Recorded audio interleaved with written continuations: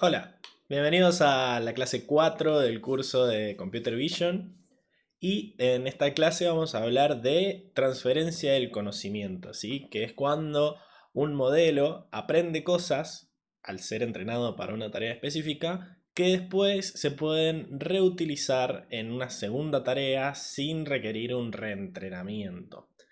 En la mayoría de los casos lo que se requiere es una ligera modificación de esas features aprendidas, pero el chiste del transfer learning es que se pueda reaprovechar lo más posible de un entrenamiento para una tarea en otro modelo que sirva para otra tarea, ¿verdad?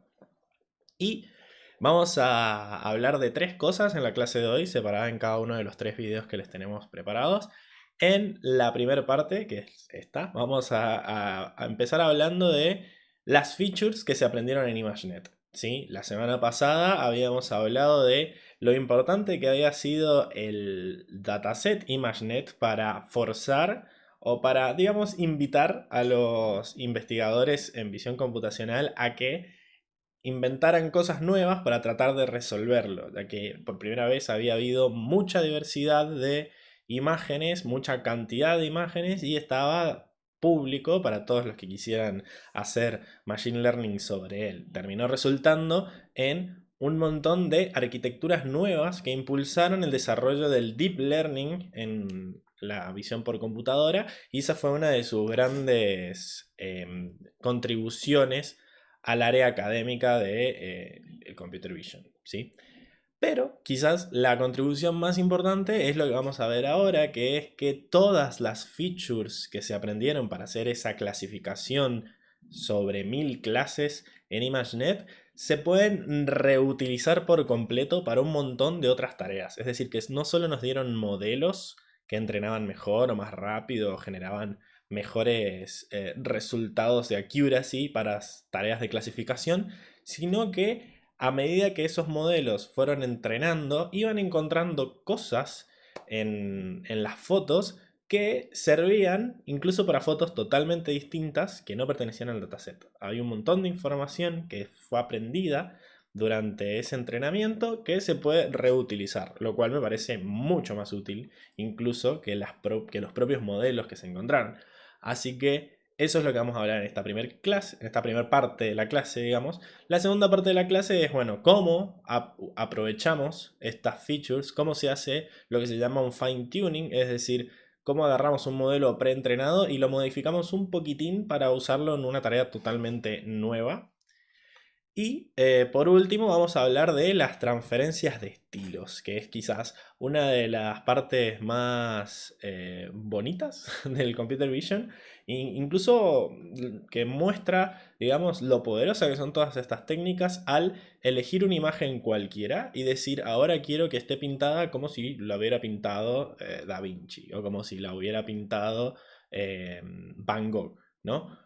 La forma de encontrar automáticamente el estilo de un artista a partir de una sola imagen y plasmarla en otra imagen que conserve el contenido original y todo a partir de estas features que ha podido encontrar ImageNet en fotos que ni siquiera eran fotos de Da Vinci. Así que tremendo todo lo que vamos a ver hoy, me gusta mucho esta clase y bueno, arranquemos, ¿no? Arranquemos por esta primer parte. Como ya les decía en esa introducción, ImageNet no solo nos dio nuevos modelos, nuevas arquitecturas a partir de la cual basarnos, todo lo que vimos en la clase pasada, ¿no? Porque además también nos dio nuevas formas de construir las arquitecturas, esto de que apilación de bloques, apilamiento de bloques, uno arriba del otro, con redes cada vez más profundas, diciéndonos que es mejor hacer varias ramas que una sola, que es mejor meter capas, conexiones residuales para un montón de cosas. Bueno, todo eso impulsado por la posibilidad, la existencia de estos datos públicos de ImageNet, pero lo que vamos a ver ahora es que todas esas features aprendidas por ImageNet son generalizables, es decir que los pesos, como dice acá en negrita, los pesos aprendidos en modelos de última generación para ImageNet podrían usarse para inicializar modelos para conjuntos de datos completamente diferentes.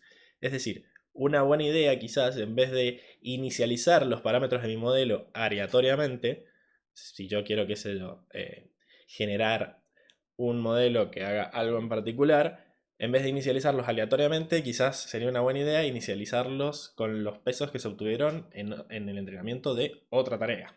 Bien, y eso es básicamente el fine tuning de lo que vamos a hablar en la segunda parte de la clase, que es lo que dice acá. Bien, pero para entender por qué estas features son generalizables, vamos a tomarnos un tiempo para visualizar las features. Y ustedes me dirán, bueno, pero nos habías dicho que las redes neuronales eran cajas negras, ¿no? Que nosotros teníamos un montón de números dentro que no podíamos visualizar de ninguna manera cómo estábamos aprendiendo, lo que estaba aprendiendo la red, ¿sí?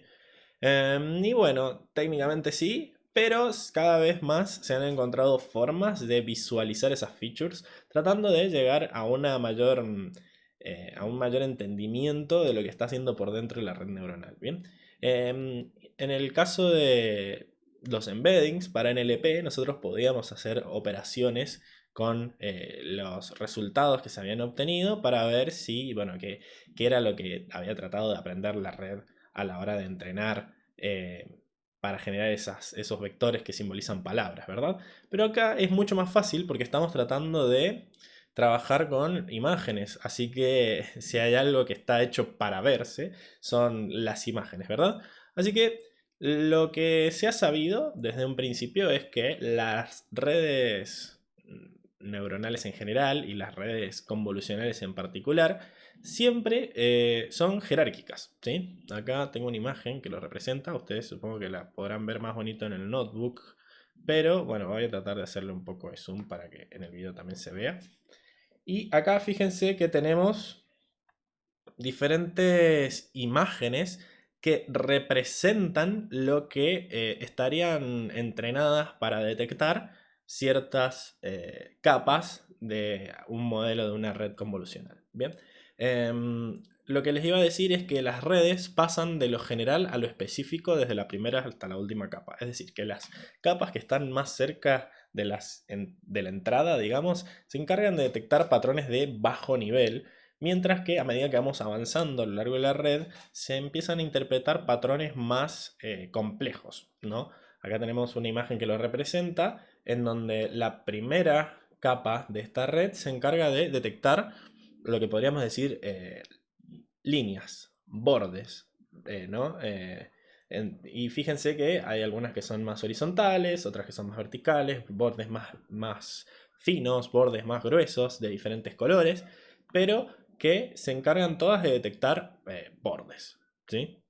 Después, avanzando un poco más de capas, podemos pasar a texturas, ¿no? Texturas con más círculos, digamos, con más relieve, pero a nivel de puntos, como tenemos arriba, o incluso a nivel de líneas, como tenemos acá, o incluso texturas muy coloridas o que se parecen más como, digamos, blanditas. Me sale la palabra blandita, ¿no? No encuentro una palabra para eso, pero básicamente son representaciones de lo que ha aprendido a detectar la red. Esta última abajo, más azul y dorada, que son una especie de trenzas, ¿no? Incluso parece más tela que otra cosa. Después empezamos a detectar patrones, ¿no? Bueno, ustedes lo están viendo, ¿no? Pero fíjense que de a poco van juntándose formitas. Acá aparecen patitas de perro, arriba aparecen flores, pero incluso esos patrones floreados que ven en los manteles, ¿no? Cosas así. Acá como, no sé, gomitas o golosinas que se han puesto una arriba de otra, ¿no? Acá esto parece un patrón ya más de un estampado, ¿no? Pero bueno, cosas así. Y fíjense que ya pasamos a partes de objeto. Arriba tenemos como botoneras de cosas. Acá ya aparecen narices de perros, ¿sí? Hay muchas clases de animales en ImageNet y esto la obsesiona la red. Ve caras de perros por todos lados. Eso está bastante bueno. Acá fíjense que encontramos como pantalones, ropa, ¿no? Pantalones, remeras. arriba flores bien definidas. Y ya lo último encontramos ya incluso objetos enteros. Acá ojos, está bastante tétrica. Y en esta de acá arriba incluso tenemos como piernas de gente, ¿no? Pantalones cortos con piernas. Y acá cabezas de perro, veo. O sea, son muy flasheras todo esto. Pero bueno, ¿qué significa estas imágenes, no? Porque nosotros hemos visto que, bueno, una red tiene bastantes partes, tiene bastantes, digamos, imágenes que se van generando a lo largo de la red. Tenemos las imágenes de entrada, ¿no? Que son las imágenes que nosotros vemos, que hemos capturado en nuestro dataset, y eso pasa a través de una red convolucional, en donde cada capa está formada por filtros, por kernels, ¿no? Que son imágenes de... técnicamente son imágenes, porque son matrices de kernel size por kernel size, pueden ser de 3x3, de 5x5, de 7x7, que básicamente tienen valores. Y eso también se puede visualizar, ¿no? Un filtro podría ser una imagen en blanco y negro, porque cada filtro tiene solo una matriz, y tiene valores. Entonces, si nosotros le asignamos un nivel de gris a cada uno de esos valores, desde el blanco el más alto al negro el más bajo, las podríamos visualizar. Pero vendrían a ser como puntitos, ¿no? Como al ser tan chiquitas, de 3x3, si visualizáramos los filtros, veríamos patrones en los filtros, pero son patrones que ese filtro ha aprendido a ver. Pero estamos viendo los números internos del filtro. Estas imágenes parecerían no ser eso. Podrían llegar a ser los mapas de activación, ¿no? Pero los mapas de activación son el resultado de haberle aplicado el filtro a la imagen. O sea que en un mapa de activación tendríamos valores más altos cuando el filtro encontró lo que quería y valores más bajos cuando el filtro no encontró lo que estaba buscando o lo que fue entrenado para buscar. Bien, entonces sería bastante difícil que en un mapa de activación aparezca una imagen como esta, ¿sí? Generalmente el mapa de activación va a tener la información de la imagen, por ejemplo de las primeras capas, pero donde se ha resaltado lo que el filtro esperaba encontrar. Estas imágenes, que son tan claras para mostrarnos lo que está buscando la red o lo que está buscando cada parte de la red, no son imágenes que pertenezcan a la red en sí, sino que son imágenes que se han construido para excitar al filtro, ¿sí? El filtro estaba buscando algo, ¿no? Entonces nosotros podemos pasarle una imagen y ciertas partes de esa imagen lo van a excitar, lo van a estimular y van a generar, digamos, salidas más altas en ciertos sectores, ¿no? Por ejemplo, un filtro que detecte bordes, como estos de acá de adelante, en todas las partes donde aparezcan bordes que coincidan con el patrón este que estamos viendo en la imagen, pues en esas partes de la imagen va a tirar valores más altos y en otras va a tirar valores más bajos. Bueno, ¿qué pasa si nosotros diseñamos una imagen que genere en toda la imagen, genere excitación por parte del filtro, que genere la respuesta más grande posible para el filtro? Y eso es una tarea de optimización, ¿sí? Estamos tratando de maximizar una salida. Entonces, vendría a ser lo mismo que entrenar una red, pero en el sentido contrario. Es decir, nosotros generalmente tenemos una función de pérdida que define nuestro problema y que siempre modificamos los parámetros para tratar de minimizarla. Bueno, ¿qué pasa si nosotros tenemos una imagen que queremos diseñar para maximizar la respuesta de un filtro en particular? Podríamos analizar la salida del filtro, hacer una función de pérdida sobre esa salida y tratar de modificar la imagen original para que maximice esa respuesta del filtro.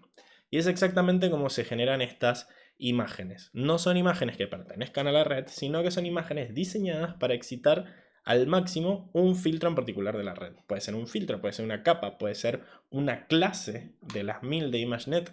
Tenemos muchas opciones, pero básicamente en eso se basan estas imágenes y en este notebook en esta primera parte de la clase vamos a aprender a generar nuestras propias imágenes maximizadoras, digamos. Bien. Ahora, ¿por qué estas imágenes, por qué estas features que están aprendiendo estos filtros y que estamos viendo claramente que les están aprendiendo, sirven para otros problemas? Y bueno, básicamente es porque la mayoría de estas features, fíjense que son independientes de las imágenes que se usaron, ¿sí? Estos filtros no son casi agnósticas de las imágenes que fueron usadas para generarlos. Es decir, voy a encontrar bordes en cualquier imagen que yo calcule, no solo en las de ImageNet. Y voy a encontrar botones en imágenes que quizás no pertenecieran al dataset, pero de otros artículos electrónicos. O voy a encontrar pedazos de tela en otras cosas, o flores. O sea, como que hay ciertas, digamos, neuronas de la red, o hay ciertos filtros de la red convolucional que han aprendido cosas que pueden ser muy específicas de los datasets o pueden ser agnósticas. Y mientras más cerca estemos de la entrada, más agnósticas de la salida son. Mientras más bajo el nivel sea del detalle que están aprendiendo, más reutilizables son. Entonces, todo lo que son texturas, patrones y bordes son bastante intuitivos porque sería reutilizable en otro tipo de tareas. Bien. Entonces, lo que, lo que vamos a hacer es utilizar esas features ya aprendidas con ImageNet para otras tareas. Bien. Se ha tratado de tirar algunas hipótesis de por qué ImageNet es tan bueno. Y incluso tratar de encontrar datasets como ImageNet para otras, digamos, tareas que no sean de Computer Vision, sino que sean otras tareas del aprendizaje automático, ¿no? Como el NLP o el audio o cosas así. Y básicamente una propiedad clave que cumple ImageNet es que alienta a un modelo a aprender características que probablemente se generalizarán a nuevas tareas en el dominio del problema. Es decir, son datasets que alientan a que las features jerárquicas que encontrás sirvan para otras cosas. Pero ¿por qué ImageNet cumple esto? Una de las hipótesis es que ImageNet es muy grande y la gran variabilidad de imágenes que hay hace que se capture una muestra representativa del problema en general. Al tener datasets que tengan millones de ejemplos, en donde, bueno, mientras más grande sea la muestra, más se parece a la población, bueno, esa vendría a ser una de las características de ImageNet que hacen que sea generalizable. Y la otra, quizás más importante, es que el problema que está especializado en resolver debe ser representativo del espacio de problemas de la disciplina. O sea, nosotros en ImageNet era una clasificación, ¿sí? Pero no era una clasificación específica, era una clasificación entre miles de clases. O sea, vos tenías que ver un objeto en una imagen y tener que tratar de entender de cuál de estas 1000 clases era. Entonces, al ser una clasificación entre tantas clases, se están aprendiendo cosas que sirven para diferentes tareas porque es como que en realidad estamos entrenando un modelo que sirve para muchas tareas. Si pensábamos cada una de esas 1000 clases como una clasificación binaria de pertenece a este objeto o no, estamos entrenando 1000 clasificadores a la vez. Entonces, eso hace que esto sea generalizable. Como digo, estos son solo hipótesis de por qué funciona. Se ha estado estudiando para esto, se han presentado como diferentes evidencias de por qué puede ser que las features de ImageNet generalicen tan bien. Pero al fin de cuentas se ha demostrado que lo hacen, que generalizan y que, bueno, tratemos de usarla mientras más gente está tratando de entender por qué. Bien. Bueno, volviendo a la visualización de las features, ¿sí? Generalmente hay dos formas de visualizarlas. La visualización de features propiamente dicha y lo otro que es atribución, ¿sí? Como ya les expliqué recién, la visualización de features es, como en este caso, la generación de imágenes que excitan o que generan que una parte de la red largue la salida más grande posible. En estos casos tenemos diferentes imágenes. Acá está la de la izquierda, es una imagen que estimula un píxel de uno de los filtros y lo que sería una neurona a nivel de convoluciones. Y esta de acá es una imagen que estimula a un filtro completo. Bien. Entonces, bueno, a partir de un proceso de optimización, partimos de una imagen, digamos, random, aleatoria, y la vamos modificando para que genere la mayor salida posible de un filtro en particular, o de un pedacito de filtro en particular, o de una capa. ¿Ok? Y lo otro que les decía era, bueno, la atribución, ¿no? Y acá sí estamos viendo los features map de la red. Es decir, si yo le paso esta imagen de acá, podemos observar las salidas que generan los filtros sobre esa imagen. Es decir, acá vemos dos grandes manchas más claras que podemos analizarlas como que son la cabeza del perro y en menor medida su cuerpo también y todo el espacio que ocupa el gato. ¿Okay? Entonces, al tratar de ver qué partes de la imagen fueron las que le llamaron más la atención al filtro, podemos tratar de sacar conclusiones acerca de, bueno, en qué está especializado ese filtro. Pero la verdad es que a lo largo del estudio de esta visualización de features o de este proceso de entendimiento de lo que está pasando por dentro, se ha utilizado más la primera técnica porque la verdad que es mucho más clara y mucho más flexible. Bien, y es lo que vamos a ver en esta clase. Básicamente lo que les decía más temprano es que esto se va a hacer por epochs, al igual que es muy parecido al proceso de entrenar un modelo. Vamos a arrancar de una imagen random y vamos a ir modificando esa imagen para a maximizar la salida de un filtro en particular. Fíjense que es una especie interesante de entrenamiento porque estamos generando una red técnicamente que procesa imágenes, pero en donde los parámetros no a optimizar no son los parámetros de la red. Es más, la red se descarga preentrenada y no se toca más, se les setean todos sus gradientes en false. Y lo que se va a ir modificando usando el gradiente descendiente es la misma imagen. Es decir, la entrada es la que contiene los parámetros que nosotros vamos a ir modificando utilizando la función de pérdida y el gradiente descendiente. Bien, entonces lo que se va modificando a lo largo de las distintas epochs es la misma imagen de entrada que se va a ir, digamos, optimizando para que genere la mayor salida posible. Creo que ya lo he dicho 40 veces a eso, pero es más o menos la idea. ¿Ok? Y bueno, hay varias formas de hacer esto. Como decía, se puede tratar de generar una imagen que aumente la salida de un valor en particular de un filtro. ¿Sí?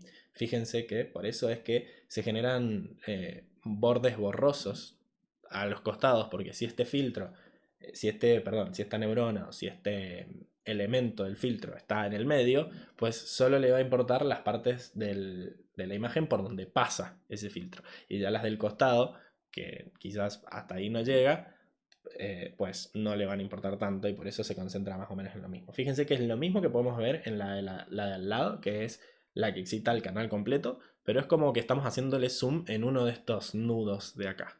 Está bastante bueno, ¿no? Entonces, bueno, esta imagen sería para de la capa n un valor concreto de ese tensor, ¿sí? El x y z. Del canal x, el key point, digamos el punto, el elemento que está en la posición YZ. Después podemos optimizar el canal en este segundo ejemplo, en donde vamos a tratar de optimizar para un canal dado. Bueno, acá está al revés la nomenclatura, al parecer los canales son el Z, pero bueno, para el canal Z vamos a hacer el X y el Y. Bien. Después hay otras formas de generalización de esta imagen que es para, digamos, todos los filtros de una capa dada. Y se llama generalmente a esa estrategia la estrategia Deep Dream. Deep Dream es una red que trata de a una imagen normal, a una imagen no aleatoria, sino que sé yo, me saco una imagen de mi cara y básicamente se la paso a la red y trata de optimizar la salida de una capa en particular.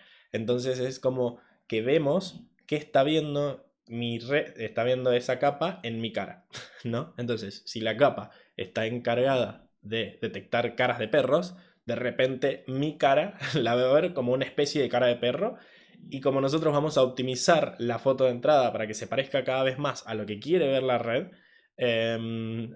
poco a poco mi cara se va a ir transformando en la cara de un perro porque la vamos a ir modificando para que se vea lo que la red quiere ver. Es una locura, ¿sí? Pero hay un montón de videos en YouTube que pueden buscar de videos de la gente que se paseando por un supermercado en donde de repente aparecen cosas muy flasheras, aparecen caras de perros en las góndolas, aparecen sobre todo muchos animales, porque como les digo, ImageNet está muy obsesionada con los animales.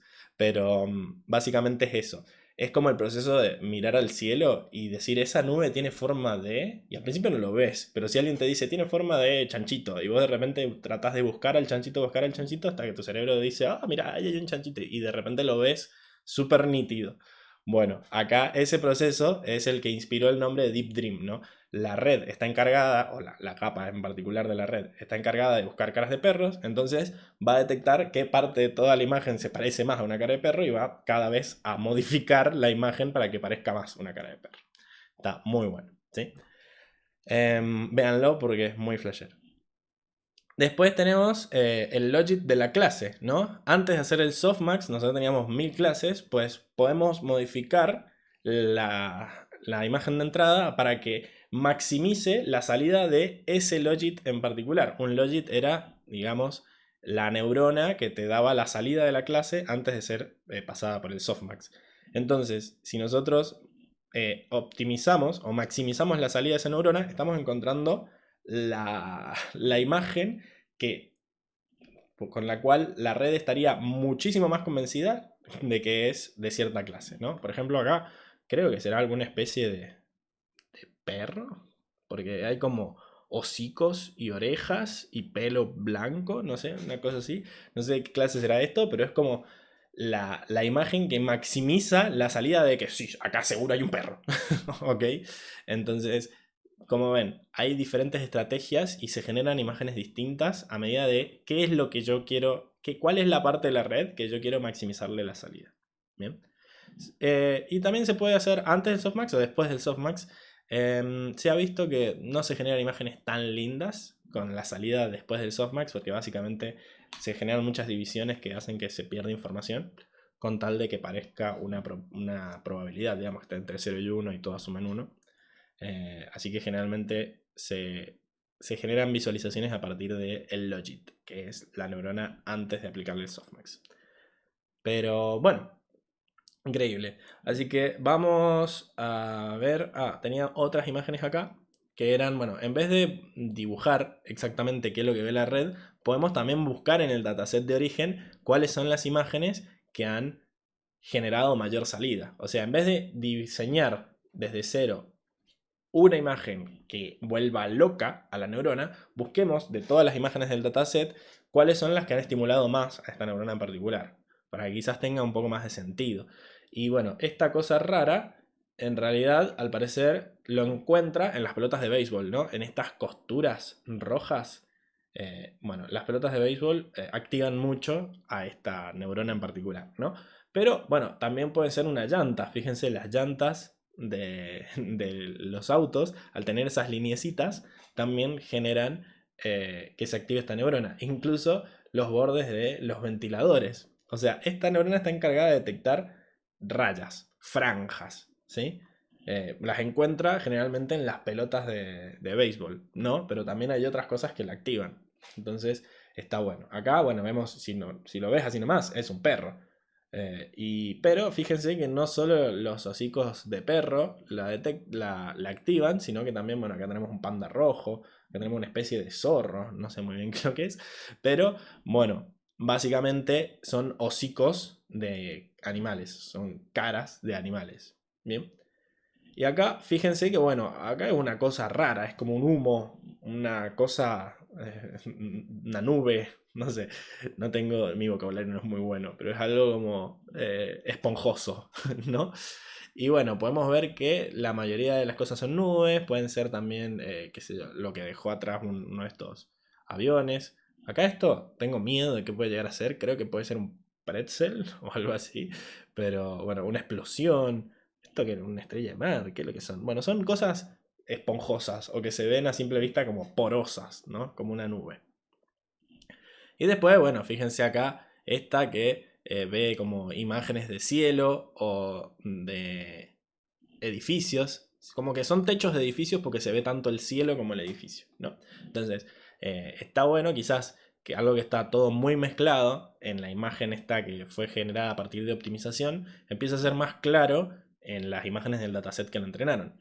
Pero como estamos diciendo, tampoco sirve mucho quedarnos con las imágenes del dataset que lo generaron porque estamos diciendo que estas representaciones que aprendió son generalizables. Entonces quizás en este dataset la activan ciertas cosas, pero esa misma neurona en otro dataset sería activado por otras imágenes, pero la imagen que más la activa sería la misma. ¿Ok? Entonces es mejor este nivel de detalle de cuál es la imagen que más la activa, pero sirve ver el otro también. Bueno, tratemos de implementar nosotros nuestra propia red que maximice las salidas. Vamos a generar una clase que se llame CNN Layer Visualization y le vamos a pasar un modelo. Ese modelo lo vamos a poner en modo evaluación, no lo vamos a entrenar más, como dijimos, vamos a usar modelos preentrenados que no van a ser con sus gradientes, se van a poner en false, bien, que es lo que se hace cuando pones el modelo en eval. Y bueno, vamos a pasarle la red y, perdón, la capa y el filtro que queremos maximizar. Lo vamos a hacer a nivel de filtro, a nivel de canal de la imagen que vimos más arriba. Bien. Entonces, bueno, le tenemos que pasar eso por parámetro y se inicializa con eso. Bueno, ¿cómo hacemos para visualizar en la imagen? Bueno, lo primero que vamos a hacer es generar una imagen random que va a ser, bueno, con esta NP Random Uniform. Vamos a generar valores entre 150 y 180 para que empiecen con un gris tranqui, que no empiecen con blancos muy blancos o negros muy negros muy negros, para que sea más fácil moldearlos. Y así nos vamos a quedar en este rango medio entre 150 y 180. Y le vamos a decir que tenga forma de una imagen de ImageNet, ¿no? De 3 canales, 224 y 224. Bien, vamos a preprocesar esta imagen, como hicimos con todas las imágenes hasta ahora, normalizando, cropeando, qué sé yo. Y vamos a usar Adam como optimizador. Y fíjense que generalmente cuando nosotros creamos el optimizador, le pasamos los parámetros que tiene que modificar, que tiene que ir traqueando este optimizador. Y acá la lista de parámetros que le estamos pasando es solo la imagen. O sea, esto refuerza el hecho de que cuando estamos haciendo visualización de las features, el parámetro de la optimización es la imagen en sí y nada más. Bien. Le ponemos el learning rate y también vamos a usar regularización de los pesos. Bien, para evitar el overfitting. Y bueno, fíjense que vamos a hacerlo en 30 epochs y que bueno, es un proceso de entrenamiento normal. Tenemos el zero-grad del optimizer. Después agarramos la imagen procesada y lo ponemos como X, que va a ser la entrada de mi red, digamos, a optimizar. Y por cada una de las capas dentro del modelo que nosotros le pasamos a este algoritmo, vamos a ir pasando la entrada por cada una de esas capas y fijándonos si el índice de esa capa es el que yo le pasé como la capa que quería optimizar. Entonces, por ejemplo, si yo quiero optimizar la salida de la capa 12, sí o sí voy a tener que pasar por todas las capas anteriores, porque la capa 12 recibe entradas que pasaron por la capa 11 y así. Bien. Entonces, voy pasándola una por una a través de todas las capas y cuando llego a la que yo quería, break. Y cuando esa X, que es la salida de la capa, voy a quedarme solo con el filtro que me interesaba, este Self Selected Filters. Bien. Y se va a guardar en esta salida de convolución. Y esa salida de convolución vendría a ser como lo que me tiró una red normal. Sería la salida de mi red. Y yo ahora tengo que calcular a la función de pérdida a esa salida. Bien. La función de pérdida que vamos a usar es la media de los valores. ¿Sí? Los valores de los píxeles de ese feature map. Nosotros queremos que sean lo más alto posible. Bien. Así que lo que vamos a hacer es calcular la media. Mientras todos los valores sean altos, la media va a dar alta. Así que es un buen indicador y es derivable. Pero como estamos acostumbrados a trabajar con minimización, lo que vamos a hacer es ponerle el número negativo. Entonces, si le ponemos el menos acá, minimizar esta función es maximizar la media. Bien. Y después, lo básico del entrenamiento. Hacemos el backward de la pérdida, usamos el optimizador para hacer un step. Fíjense que este step, de vuelta, solo va a modificar los parámetros que le pasamos arriba. O sea que solo va a modificar la imagen. Y bueno, a partir de ese tensor, después usamos esta función recreateImage para generar una imagen, ¿no? Todas esas funciones que aparecen de la nada, están en esta celdita de acá arriba, así que si quieren ir a ver qué hacen, pueden ir a hacerle doble clic. Pero bueno, acá esto yo ya lo ejecuté, ustedes pueden ejecutarlo tranquilamente, no tarda mucho, pero básicamente le dije, bueno, la segunda capa, estamos usando una BGG 16, la segunda capa convolucional, el filtro 5, por favor. Y lo que me va mostrando es, bueno, cómo arranca. Vamos a hacerle un poco más de zoom, así pueden apreciar las texturas de estas imágenes. Arranca, esto es en la quinta época, ¿sí? Después la 10, la 15, la 20, la 25 y la 30. O sea que, fíjense que esto está optimizado para encontrar filtros, para encontrar bordes verdes con gris que tengan esta dirección así diagonal, ¿ok? Al principio no se veía tanto el verde, pero bueno, a medida que fueron pasando las epochs, se fue optimizando la imagen y parece más verde, ¿no? Y acá tenemos en grande la imagen que optimiza esa capa en particular, ¿sí? Vemos que al ser una capa, que es la segunda recién, de una que tiene 16, mientras más cerca esté de las imágenes, más básico va a ser lo que detecta. Esto detecta líneas, ¿sí? Con cierta rugosidad, con cierta textura, pero básicamente detecta líneas.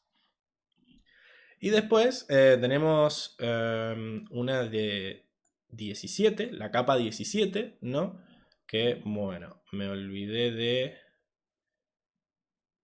Acá me olvidé de no mostrar esto, Tuki, y de eliminar estos resultados. Fíjense cómo va decayendo la pérdida, pero pasa a ser cada vez más negativa, pero porque está aumentando la media, ¿sí? La media es 151 acá.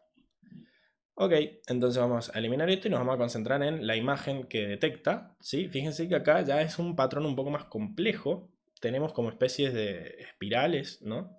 De circulitos. Bueno, empezó bastante gris también, pero se fue aclarando. Y acá la tenemos en más grande. Son como una especie de rulitos lo que detecta, pero son multicolores, ¿sí? Así que nos podemos llevar una sorpresa viendo qué imágenes del dataset original son las que activan este filtro, pero al parecer son como una especie de rulitos multicolores. Después cuando veamos la imagen vamos a decir, ah, eso era lo que estaba aprendiendo a ver, pero bueno, es cuestión que es muy fácil el código para generar esto, simplemente hacemos una función de pérdida que sea la media de la imagen generada y vamos usando el backpropagation para modificar la imagen original para que sea lo que más maximice a un filtro en particular. Bueno, esto lo pueden hacer con BGG, incluso lo pueden cambiar y acá descargarse otro modelo preentrenado y ustedes lo pueden modificar y ver, qué sé yo, en vez de la 17, la 10 o la 8 o cambiar el filtro. Cada uno de estos filtros que pertenecen a la capa va a encontrar algo distinto, así que pueden jugar todo lo que quieran con eso. Y si no quieren codificar tanto, está Microscope, que es un sitio web que, bueno, contiene muchas de estas redes. Y a ver, ¿cómo era esto?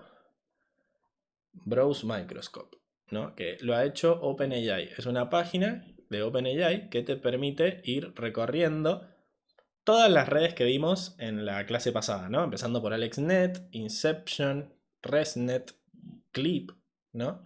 Está bastante bueno y nosotros nos podemos meter y generar imágenes de mucha más definición que las nuestras, porque estaban mucho más entrenadas. Nosotros le pusimos 30 epochs nomás, pero encima te muestra un mapita de las diferentes capas, dónde están puestas y, por ejemplo, nos vamos a meter acá, ¿no? Y te genera las diferentes salidas que genera esta capa. Es bellísimo todo. Es bellísimo, diría Killmonger. Le puedes hacer clic para verlo más grande, ¿no? Wow. Y, bueno, como decíamos, te muestra la imagen generalizada, digamos, la imagen optimizada para la salida de esa capa en particular. Después te muestra los ejemplos del dataset que maximizan esta capa. Fíjense que, bueno, detecta como los tubitos de los cicus, ¿no? Pero también las partes de arriba de de las manzanas. Es una locura esto. Bueno, hay diferentes datasets, así que pueden ir viendo. Incluso acá pueden cambiar entre las diferentes opciones que yo les daba al principio, ¿no? Esta Feature Visualization es a nivel de neurona o de canal, pero después pueden ir a Deep Dream y te da una por capa, ¿no? Tenemos esta imagen de acá que, bueno, esto es lo que maximiza a toda la capa, ya es una flashada terrible. Tenemos los ejemplos de dataset que habíamos dicho antes. Para cada una de las unidades, fíjense, a esta le gustan las cadenas o las víboras. Bueno, está buenísimo. Esta era detecta como escaleras caracol o caracoles. O cafés. No, está buenísimo.